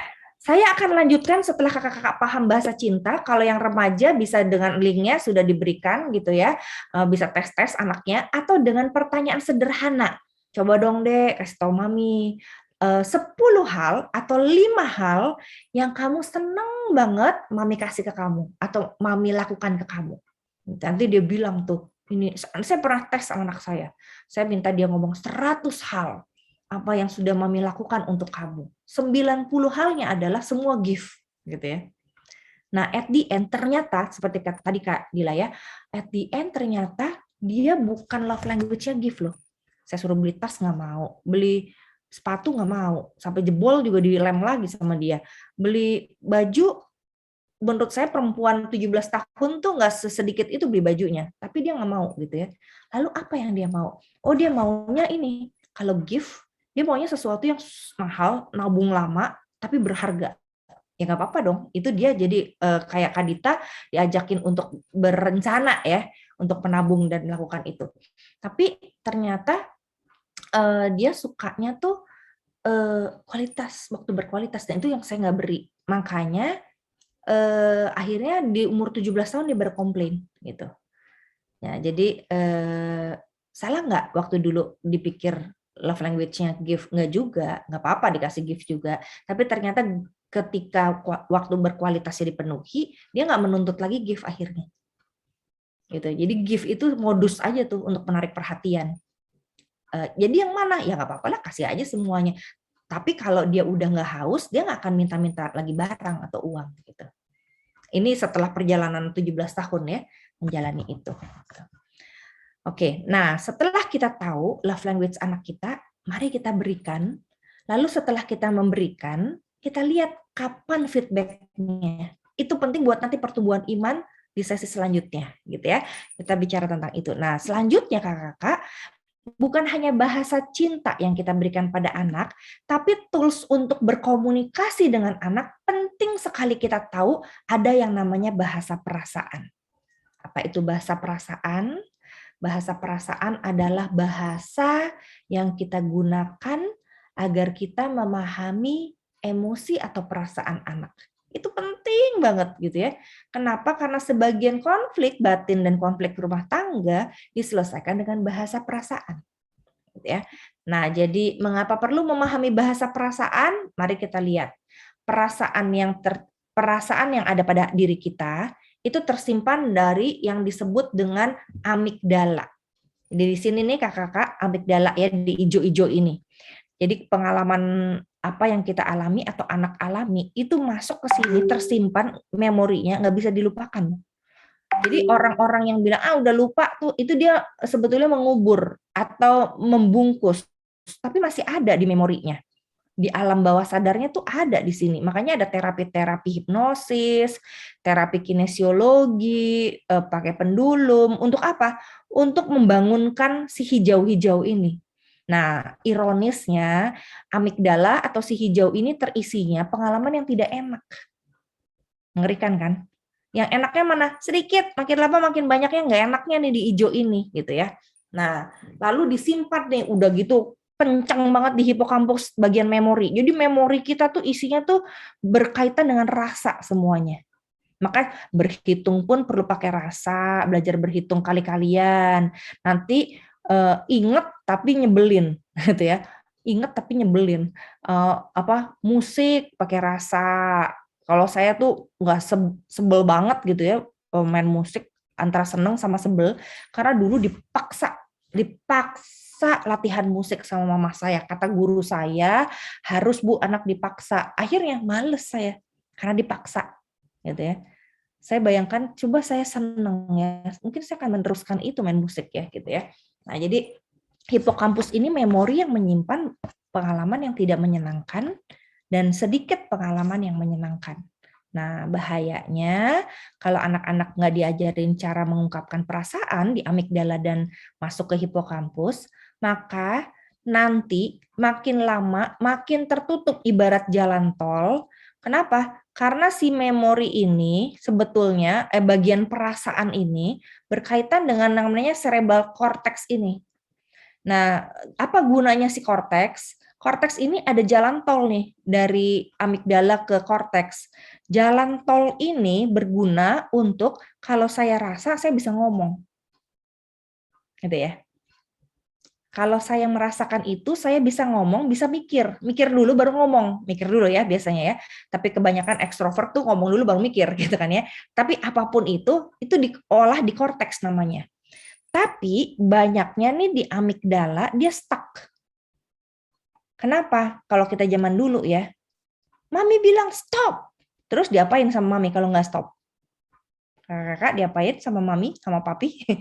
Kebanyakan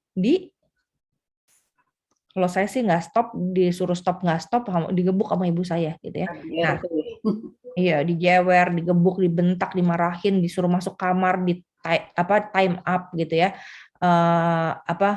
Nah, biasanya kalau udah dilakukan seperti itu, kekerasan seperti itu, ini ketutup nih si amigdala. Jalanannya ketutup ke korteks. Makanya kalau ada ahli psikiatri, dia kasih obat untuk membuka jalanan ini. Gitu ya, bisa diterapi nih jalanannya. Nah, untuk apa?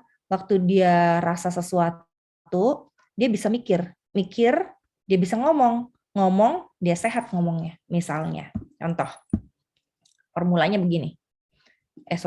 Mana sih tadi? Mana ya tadi? Nah, bicara bahasa perasaan, gitu ya. Saya plus perasaan plus alasan. Saya plus perasaan plus alasan. Contoh, saya sedih karena mami tidak main dengan saya. Gitu ya. Nah, itu bicara bahasa perasaan. Ini gunanya apa nanti buat di sini? Ini kan waktu mami nggak main kerja terus kan, atau papi kerja terus kan, itu masuk nih dalam impresi. Papi main ini. Tunggu, papi lagi sibuk. Gitu ya. Itu masuk tuh ke amigdala, pengalaman rasa. Papi sibuk terus, mami sibuk terus gitu ya. Nah, kalau dia cuma diem aja, ya udah, dia stuck di situ. Nah, gimana caranya? Kita perlu ajarin. Kenapa sih kamu diem aja dari tadi? Bilang dong, kamu sedih, kamu kesel. Kamu yang mana? Nah, kita pilihkan tuh. Kalau masih kecil, kita pilihkannya satu. Kamu kesel? Dia diem aja. Kamu marah? Dia diem aja. Kamu merasa kesepian? Iya, gitu nanti dia jawab. Nah, itu udah masuk tuh ke korteks. Namanya kesepian. Karena apa? Karena papi nggak mau diajak main. Nah, itu perasaan yang tersimpan di amigdala diperkatakan di korteks dalam bentuk formula kata-kata seperti demikian. Saya sedih karena mama tidak main dengan saya. Nah, ini perlu dilatih sejak kecil. Caranya gimana melatihnya gitu ya. Nah, mari kita latihan gitu ya. Bagaimana cara melatihnya? Bisa dengan bermain gitu ya. Bisa dengan ketika punya pengalaman ditanya perasaannya apa gitu ya. Nah, kita coba ya. Kakak-kakak coba dengan satu permainan gitu ya.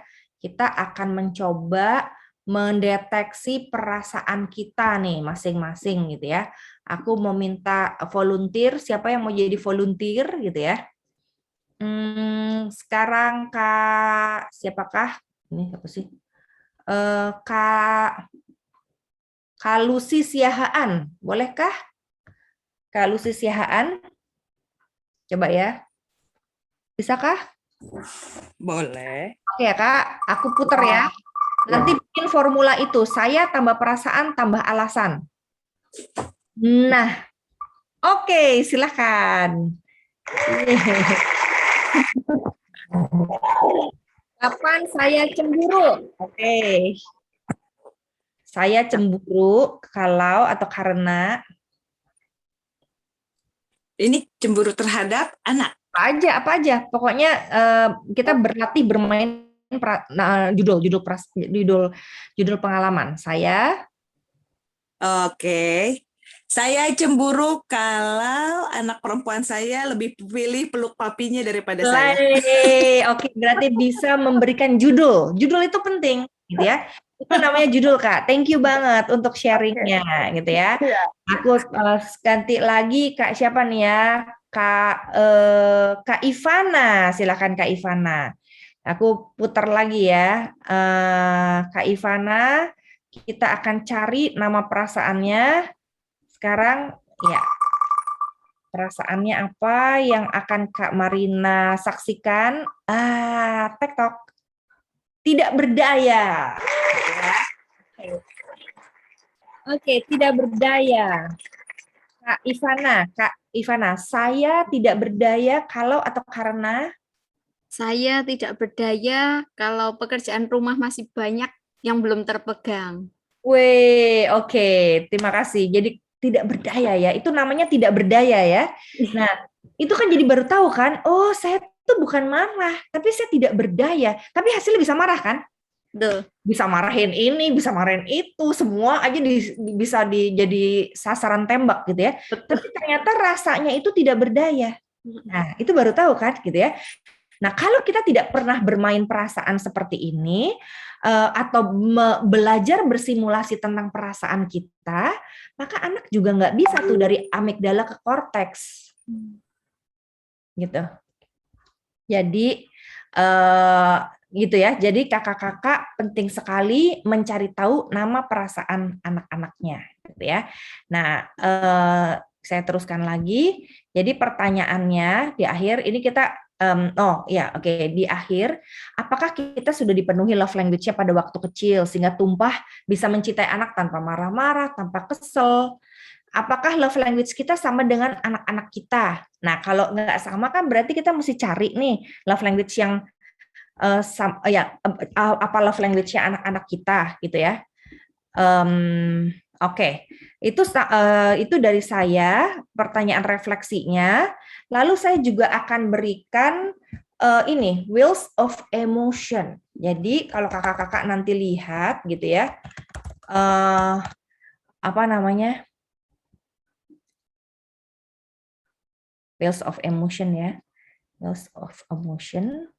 Kakak-kakak bisa dalam bahasa Inggris atau dalam bahasa Indonesia gitu ya, mencari atau mengajarkan kepada anak-anak apa nama perasaannya mereka, sehingga sejak kecil mereka bisa mulai mengetahui atau mendeteksi perasaan mereka. Nah, nanti selain bermain yang tadi, kalau misalnya dia tiba-tiba nangis gitu ya, coba-coba kamu kenapa? Nah, kakak-kakak bisa mencarikannya dengan menanyakan satu nama perasaan atau dua nama perasaan sehingga mereka bisa memilihnya. Jadi upayakan bukan memaksa satu nama perasaan. Misalnya, anak saya waktu itu pernah menutup pintunya dan mengusir saya dari kamar gitu ya. Saya bilang, kenapa kamu? Nah, karena dia udah umur 17 tahun, dia udah bilang, aku merasa kesepian, Mami. Mami selalu nge-zoom lagi, walaupun di rumah terus, tapi Mami nge-zoom terus.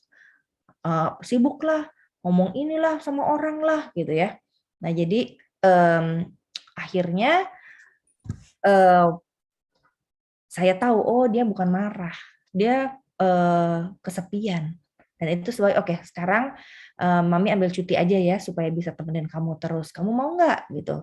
Oke, jadi solusinya apa? Jadi dari punya perasaan ada alasannya, baru kita bisa cariin solusi. Nggak yang, kenapa kamu tutup pintu? Sekarang bilang sama Mami minta maaf. Itu bukan solusi. Kenapa? Karena ternyata dari semua wheels of emotion, dia kesepian. Jadi kan saya dong yang mesti memperbaiki diri, bukan anaknya. Gitu ya. Nah, biarlah kita bisa berlatih sama-sama, bukan hanya dengan wheels of emotion, gitu ya. Tapi ada satu lagi, ternyata kita perlu tahu bahwa anak-anak kita itu, jadi ada yang namanya ukuran kemarahan atau emosi. Jadi kalau kakak-kakak tahu gitu ya, ada meterannya nih kakak-kakak. Kalau dia lagi marah khususnya ya, nanti meterannya ini bisa kita pakai untuk segala hal gitu ya. Ketika kakak-kakak bisa menyatakan perasaannya apa bersama dengan anaknya, atau anaknya sudah berlatih nama perasaannya, kakak bisa tahu dia ada calm, frustrasi, angry, atau furious. Misalnya, jadi ini ada 1, 2, 3, 4, bisa 5 sih sebetulnya. Biasanya jadi kalau calm biasa aja, frustrasi mulai ya terganggu gitu ya. Angry tuh mulai mau menyatakan loh isi hatinya. Kalau furious itu udah bener-bener, misalnya dia banting meja, dia tutup pintu, dia diemin kita, dia masa bodoh sama kita gitu ya. Itu anger meternya atau emosinya tuh udah meninggi gitu ya. Nah, jadi kita perlu tahu bagaimana nanti anak-anak kita punya emosi atau perasaan, sehingga kita tahu alasannya. Nah, jangan lupa kembali ke sini. Kembali ke sini karena apa? Saya tambah perasaan, tambah alasan. Jadi ada alasan dia merasakan sesuatu. Nah, ini cara berkomunikasi pertama dengan anak. Sehingga kita bisa mengetahui apa isi hati anak. Gitu ya. Nah, selamat menemukan bahasa cinta anak dan perasaan anak. Gitu ya, dengan bahasa perasaan mereka. Itu dari saya. Sisa waktu saya beri kesempatan kepada kakak untuk bertanya. Silakan.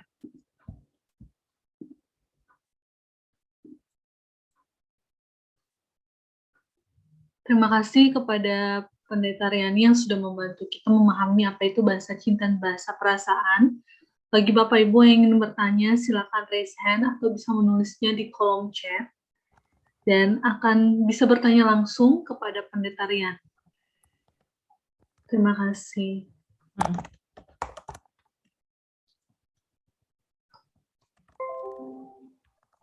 Boleh saya, Kak? Oh, silakan Bu Dia. Iya.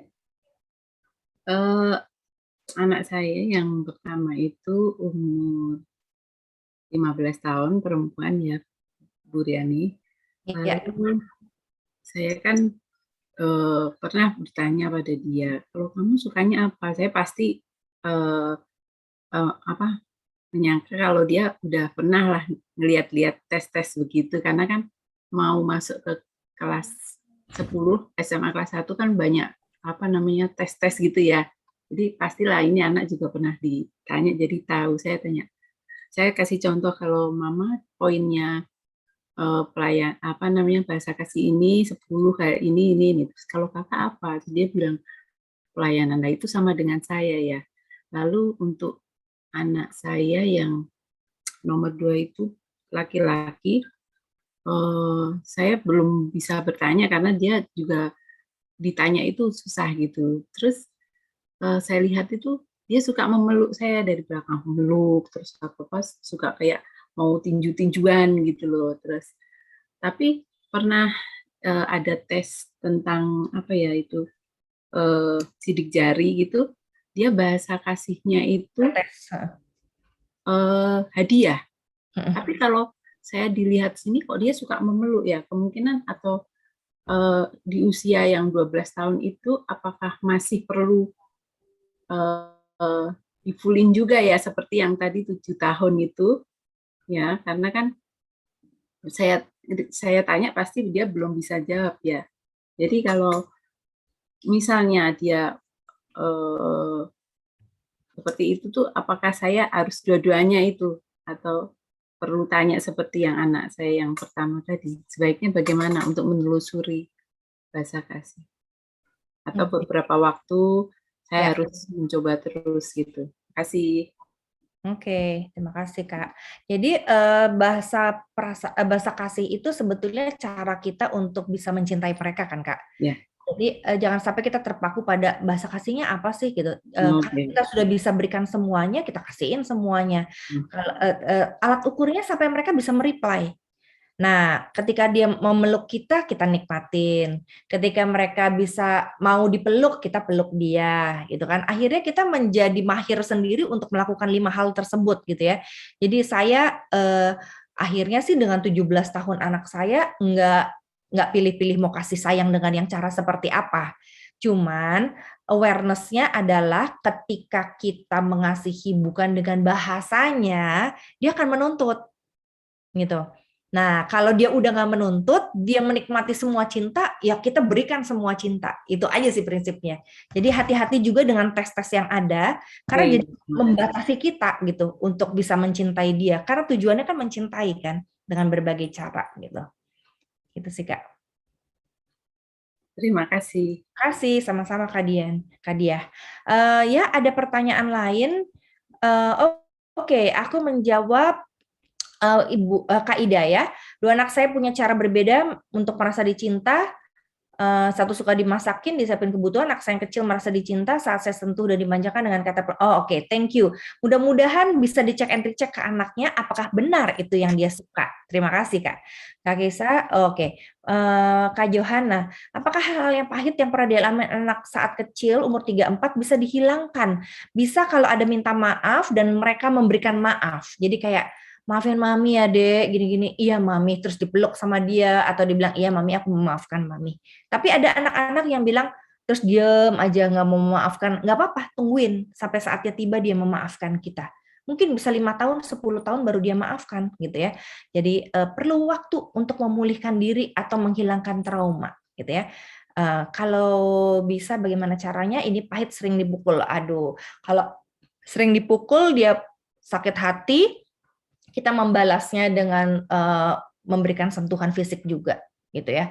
Jadi minta maaf kita bisa dengan sentuhan fisik, bisa juga membahas sambil tiduran santai. Dulu ingat nggak kamu pernah dipukul sama mami minta maaf ya, gitu. Nah minta maaf itu nggak boleh pakai syarat kakak-kakak atau pakai alasan. Misalnya gini, soalnya dulu kamu nakal sih, gitu ya. Wah itu nggak minta maaf namanya, itu membela diri, gitu ya.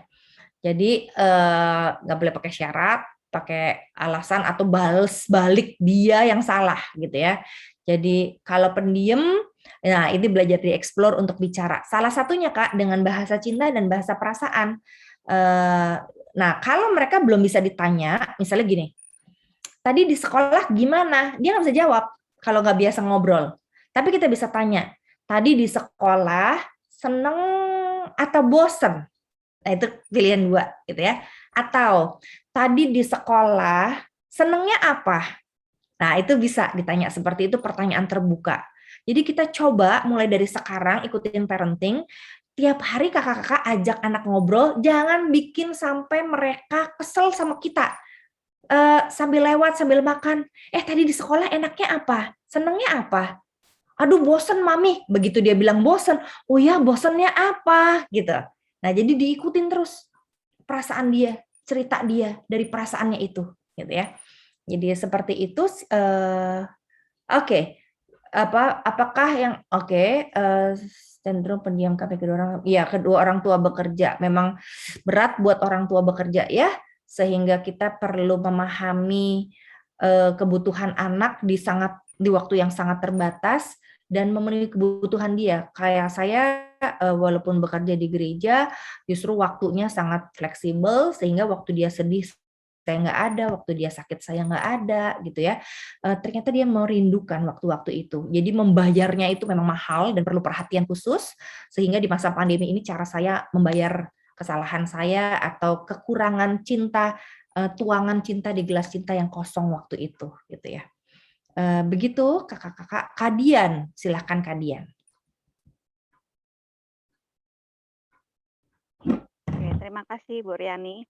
Saya mau tanya, seandainya anak kita sudah besar, terus ternyata ada bahasa kasihnya belum terisi, apa yang kita lakukan? Bahasa kasih belum. Oh, dulu bahasa kasihnya ternyata Tuhan, ternyata tidak disentuh sama orang tuanya. Terus anak ini sudah besar, dan apa yang harus dilakukan oleh orang tuanya? Ya, terima kasih. Ya, jadi yang dilakukan oleh orang tuanya adalah bertanya Kak, kalau bisa menjawab, kamu tuh suka diapain sama papa mama gitu. Ingat nggak dulu waktu kecil-kecil kamu suka diapain gitu. Itu tanya, udah gitu yuk kita lakukan bersama yuk, atau saya lakukan untuk kamu yuk gitu. Jadi kita memberikan kepada mereka kesempatan untuk menikmati cintanya sekarang ke depan, gitu ya. Jadi belum ada kata terlambat untuk mereka bisa belajar tahu bahwa bisa tahu bahwa orang tuanya belajar. Itu yang paling penting. Mereka pengen tahu orang tuanya tuh belajar menjadi orang tua yang lebih baik dengan belajar parenting ini. Jadi siap-siap Kak, tanyakan bahasa cintanya apa. Kalau nggak ketemu, nanti WhatsApp saya aja, misalnya, oh Kak, nggak bisa ketemu nih Karyani nih, gimana nih anak saya? Oke, tanya dengan cara ini, kita coba dengan berbagai cara, sehingga dia mau jawab dan kita penuhi Kak. Jadi selamat memenuhi kebutuhannya dalam minggu ini. Semoga ketemu bahasa cintanya. Oke, terima kasih Bu. Oke, sama-sama. Ya, ada lagi Kak? Oh, Kak Inge, silakan Kak Inge. Bu Riani, kan saya waktu kecil tuh minim interaksi ya dengan orang tua saya. Tapi saya ingat ada satu waktu yang nggak sengaja kan papa saya bangun malam, terus kita sempat ngobrol sebentar dan itu sangat berkesan. Sedangkan waktu misalnya saya dibelikan ini, dibelikan itu, rasanya biasa aja. Berarti apakah bahasa cinta saya adalah quality time? Misalnya kalau kita juga ingin mengenali bahasa cinta anak-anak, kan misalnya mereka, apa yang mereka rasa happy, mereka rasa nyaman, berarti itu bahasa cinta mereka ya. Kalau mereka rasa biasa-biasa aja, berarti itu bukan bahasa cinta mereka. Apa seperti itu ya? Oke, jadi kalau kakak bahasanya quality time. Ya, tapi kayaknya gitu. Kakak gitu sih. Kakak belum tahu anak-anak bahasa cintanya apa, gitu ya? Iya. Nah, apakah kakak pernah bertanya kepada anak-anak? Belum pernah sih. Jadi minggu ini ditanyain. Iya, ini kan gunanya parenting check ya. Jadi kakak tolong tanya ke anak dengan cara gini. Kamu paling suka tuh, ini umurnya berapa nih anaknya? Umur anak variasi, ada yang 19, ada yang 9, ada yang tanya tuh, kamu 17. Paling suka ya selama ini kamu suka diapain sama mama papa? Sama mama suka diapain, sama papa diapain gitu ya. Kenapa? Dapat PR mama dari parenting nih untuk cari tahu kamu seneng apa gitu ya. Kamu senengnya apa? Aku seneng waktu dulu tuh umur sekian, nanti dia bisa kalau santai ya Kak, jangan tegang. Pertanyaan santai pasti akan dijawab. Jadi bikin mereka santai dulu, makan enak, tidur-tiduran. Kamu tuh sukanya apa sih? Kenapa? Ternyata mama selama ini tuh belum aware ya. Kalau yang umur 19 kan lo ngerti kan gitu ya. Belum aware ya, mama mau belajaran nih gitu. Good to know buat anak-anak yang tahu mamahnya belajar, dia kan senang. Daripada dia melihat mamanya sok sempurna atau papahnya nggak mau belajar gitu loh. Jadi cari tahu aja Kak. Dan lakukan aja yang masih dia suka gitu.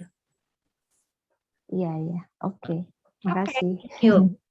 Oke, demikianlah. Ada pertanyaan lagi? Anak saya pertama, oke, saat saya kecil orang tua capek jadi mudah marah. Sekarang tanpa saya sadari capek mudah marah juga. Kadang malah jadi menyakiti hati anak lewat kata-kata. Bagaimana cara memutuskan hal buruk ini? Dengan pemulihan. Nanti kita di pelecehan pada anak juga kita akan bicara tentang pemulihan ya Kak ya. Semoga Tuhan memulihkan. Jadi pengalaman masa lalu kita ampuni, di orang-orang yang masa lalu kita ampuni, sehingga sekarang akar kepahitannya itu bisa terlepas gitu ya. Jadi ini langkah yang sangat baik untuk mau berubah gitu Kak. Jadi bilang Tuhan saya mau pulih gitu ya. Itu dulu, nanti tools-nya saya kasih pada waktu pelecehan pada anak gitu ya.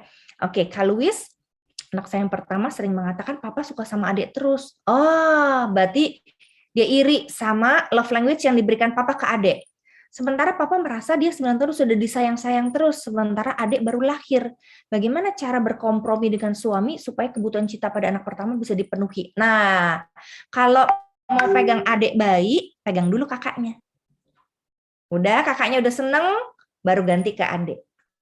Gitu. Jadi kan adik belum bisa bilang papa kok pegang kakak mulu gitu kan, dia kan belum bisa protes gitu kan ya. Tapi sekarang ini ini sedang terjadi perselingkuhan nih cinta.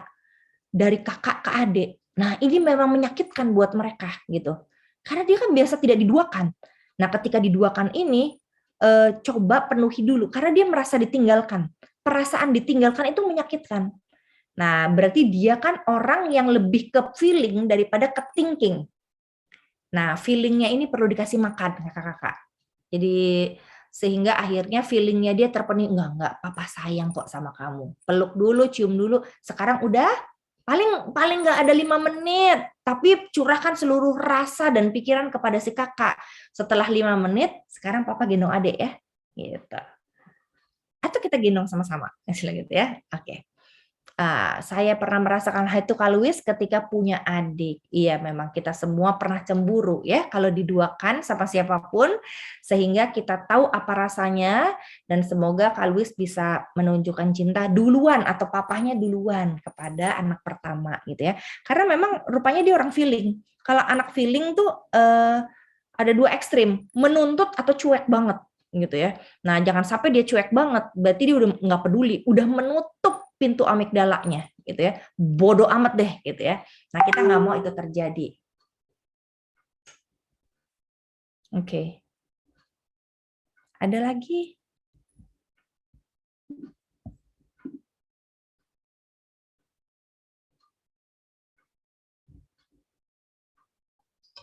Baik Kak, sepertinya sudah tidak ada ya Kak, dan waktu kita juga hampir selesai. 10 menit lagi sudah selesai dan ya. Mungkin buat kakak untuk closing statement di sesi kali ini apa ya? Ya, gimana Kak? Oke, jadi kakak-kakak, memahami bahasa anak-anak itu penting karena anak tidak dilahirkan untuk memahami orang tuanya. Sehingga mari belajar. Dengan semangat belajar, memahami bahasa cinta anak, memahami bahasa perasaan anak, maka niscaya anak-anak akan melihat Tuhan Yesus di dalam kita, dan mereka bisa belajar bagaimana mengalami cinta Tuhan melalui kita, dan mencintai Tuhan seperti kita. Tuhan memberkati. Terima kasih Pendeta Riani untuk sesi pertama yang sangat-sangat membooming kita tentang bahasa cinta dan bahasa perasaan.